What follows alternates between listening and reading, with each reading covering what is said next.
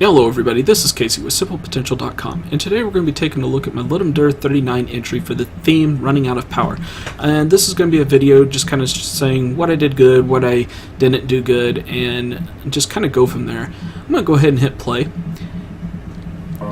And right away you can hear the music in the background. That's something I thought I actually did pretty good for the title screen and the game over screen. Unfortunately, the tune you're hearing was really repetitive when it was in the main gameplay, so I ended up not having it on for the main game, which kind of hurt me a little bit. People were actually saying they would like to have seen some music in there. But in the end I thought it was a little too annoying, especially if you played it for very long. So I only included it on title and game over. So that's definitely something I could have done better. But one thing I did do good is the ability to mute all the sounds. And I'm going to go ahead and mute them right now. You can just press the M on the keyboard and that'll take care of that. Escape will quit the game. That's assuming you're running in a standalone client. And the title of the game is Invaders from the Next Planet Over. And there's a little more to the title that I didn't really get to in the game. It was supposed to be a little more thematic, and I'll go over that in just a second. But one thing I did do really good is the controls for this game. In previous games it was usually just left and right mouse button for me. I didn't really focus on anything else, but I quickly realized in the last competition that right mouse button is a very bad idea for Mac users and even for just the WebGL gameplay, because it can bring up the context menu by mistake sometimes. And so this time around I wanted to make sure and take that into account. And what I did this time is I'm giving you the ability to use the A key on the keyboard, the left mouse button, or joystick fire 1. And then also the D key, the right mouse, or joystick fire 2. Now A and left mouse button are controlling the left cannon, and D and right mouse button are controlling the right cannon. Technically you can use this with a joystick. I haven't tested it. It should work just fine. But I think you're going to have problems with the cursor movement. I haven't really coded for anything specifically around that. So I have a feeling that the joystick cursor controls are going to be a little wonky on that. So basically the point of the game, it's a kind of missile command style game. You have stationary cannons at the bottom and you got spaceships trying to crash into your city. And you have to manage your power in this game, so each shot consumes a little bit of power. The more you shoot, the faster your power is going to run out, which also means that you're going to have less shield power essentially for enemies that are running into it. So you got to kind of manage that and make sure you keep your power up. The more power you have, the harder your bullets hit. The less power you have, the softer they hit. They don't do as much damage.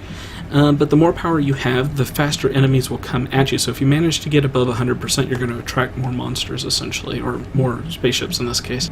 If you remain idle, you're going to generate a little bit of power back. Shooting enemies can get power-ups and restore some of your power. Enemies that crash into your city are going to do damage. It's 1% damage for every hit point that they have. So one of the boss ones is 8 hit points.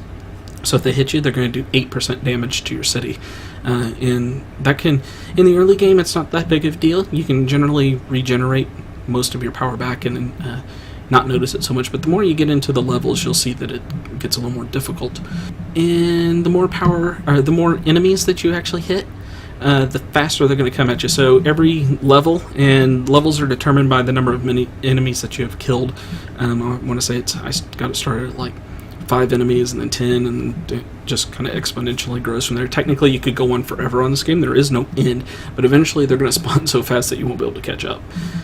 So I'm going to go ahead and turn sound back on, and that's just with the M key, and just toggle it back on, and you can click to start. One thing I did mention, forget to mention, is there's a 3-second delay on this screen. That's an addition from the first time I put the game out there. The code was there, but I had a crash, and I had to re-implement that code because the crash, that stuff didn't get saved, and in the process I lost that code. So I added that back in. Hopefully that didn't break any rules in the competition. I didn't get the impression that it would. And this is a jam entry. All the art assets that are in here are from Kenney.nl, except for the Starfield background that you're seeing right now, and of course the text, and then the shield that you'll see over the city was done by me. Everything else is Kenney.nl, and that allowed me to focus a lot more on the programming, which is what I'm good at, and not stress out over the art. And it also allowed me to go with 72 hours instead of the 48-hour window, which was nice. So let's get started. So here we go, and you can fire, and you can already see I was getting quite a bit more people than, or enemies than you might normally see, but that's because it starts you at 100% and you quickly start to regenerate it. So the game really ramps up pretty quick. And that's after a few comments. I changed some balance numbers to make sure that works. But this is basically how you play. And these are power-ups. These are small power-ups. They just restore a small fraction. And as you can see, you can also shoot with both guns. Do not have to shoot individually. However, you're going to run through your power faster, so it's something to keep in mind. There's a big boss. And you can see they're flashing when you hit them. It was kind of a late addition before I released it, which I really liked. That was a big power-up. I want to say I got those set to add 25% power or something of that nature. Let's see.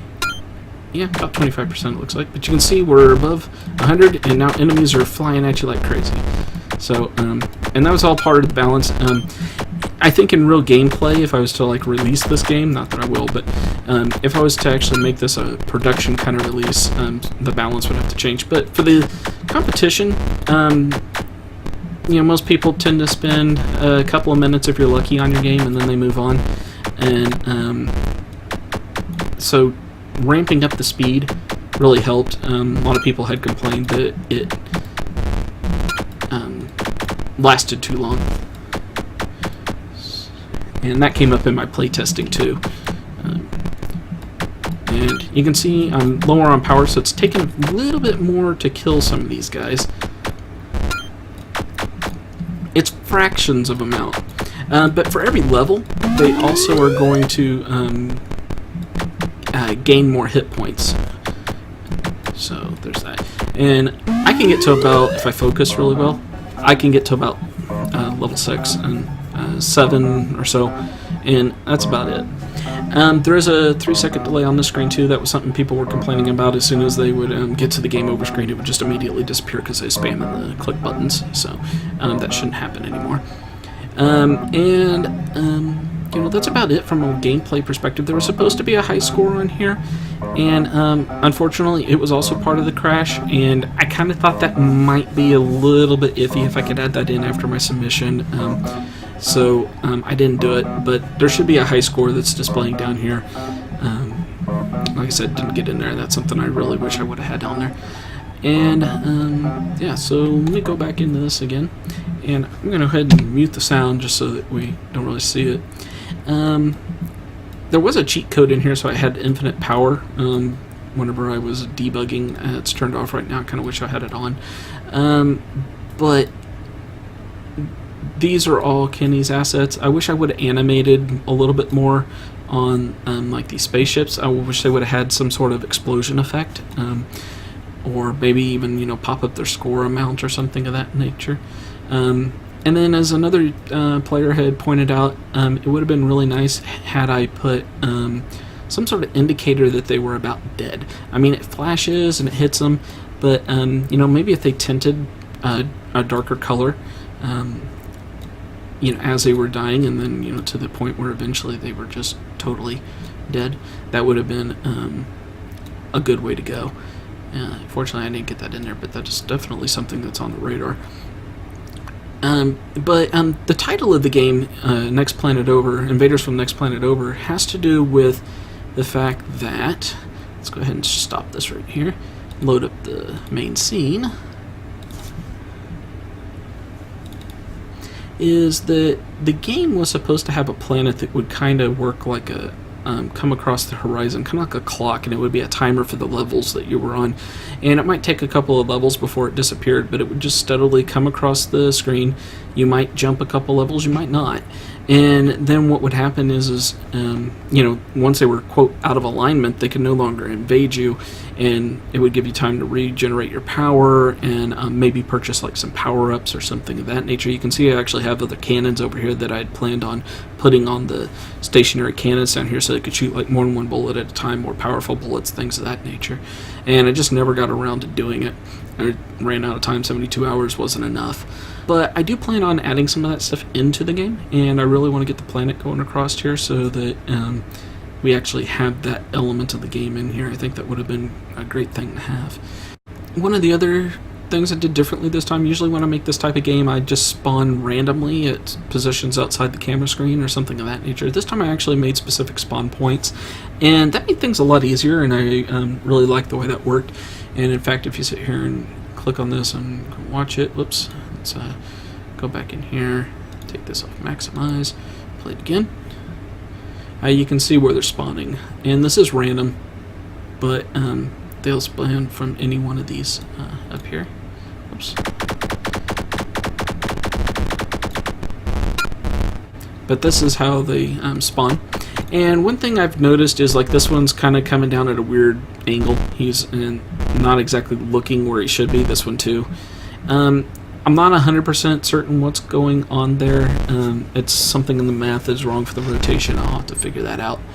The other thing with these is these focus points. Right now all they're doing is they're a focus point for where these guys are dropping, and it's randomly chosen. It just gives them some place to go, so it gives it a little more AI-like response to systems, so they're not just falling straight down or something like that. Ideally they'd even be in kind of a wave pattern. They'd maybe come down like this or something and hit your stuff. But the original idea was that these would actually be not just focus points, but if you hit this here, this maybe it'll be like your shield generator, and maybe you took a little more damage than you normally would. Maybe this one doesn't take much damage, this one doesn't take much damage, this takes even less, and this one takes even less. And then the ones on the guns, like maybe you could even get your guns to disable or something. Never got around to doing anything like that, and given the balance of the game in its current state, I'm kind of glad I didn't, because I think I would have had to balance a lot more around that, and I probably wouldn't have been happy with the final product. As I am now, I'm actually pretty happy with this final product.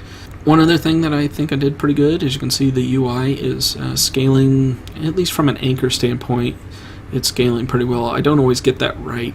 UIs usually give me trouble. I need to also set it so that the fonts resize a little bit as you just scroll up and down. That shouldn't be a big deal, but because if you happen to play it on a small screen, you're going to have something like that happen. The loot system is pretty simplistic. If you go into the game controller, you can see where I have small power-ups and big power-ups, and you're going to be able to have as many as you wanted in the array, and it would randomly choose which ones they were. Didn't get around to it.